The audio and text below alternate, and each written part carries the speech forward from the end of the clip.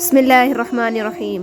زندگی میں ہر پریشانی کا ایک ہی حل ہے، صرف اللہ سے باتیں کریں، اللہ سے مانگیں، اللہ پر چھوڑ دیں، اللہ پر بھروسہ کریں، اللہ سے پھر کہیں اور کہتے رہیں۔ ہم اگر زبان کی پھیلائی ہوئی مصیبتوں کا جائزہ لیں تو معلوم ہوگا کہ خاموشی میں کتنی راحت ہے۔ صبر کرنے والوں کا مقدمہ اللہ خود لڑتا ہے۔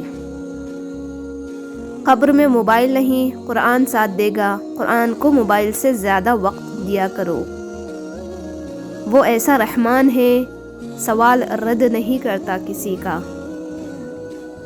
اللہ بے خبر نہیں ہے، وہ واقف ہے تمہارے صبر سے۔ قرآن اللہ اور بندوں کے درمیان براہ راست تعلق کا ذریعہ ہے۔ قرآن کو سمجھ کر پڑھیے تاکہ اللہ آپ پر رحم کرے۔ بے شک قرآن مجید دلوں کا سکون ہے اور ہماری ہر الجھن کا واحد حل ہے۔ بہترین صبر وہ ہے جس میں لوگوں سے شکایت نہیں کی جاتی۔ ہر لمحے کو محسوس کرنا سیکھیں تاکہ آپ کو پتہ چل سکے کہ کتنے لمحوں کو آپ نے بغیر کسی مصیبت کے گزار لیا۔ الحمدللہ۔ فکر آخرت وہ چیز ہے جو انسان کو ہر جگہ ہر شر سے محفوظ رکھ سکتی ہے۔ محض ایک برے دن کو اجازت نہیں دیجیے کہ وہ آپ کو یہ احساس دلائے کہ آپ ایک بری زندگی گزار رہے ہیں۔ بھولنے کی عادت لازمی سیکھنی چاہیے۔ جتنی جلدی حادثات فراموش کریں گے اتنا درد بے معنی ہو جائے گا۔ سب سے خوبصورت آنکھیں وہ ہوتی ہے جو اللہ کے خوف سے اشکبار ہو جاتی ہیں، اور سب سے خوبصورت دھڑکن وہ ہوتی ہے جو اللہ کا نام سنتے تیز تیز دھڑکنے لگتی ہے۔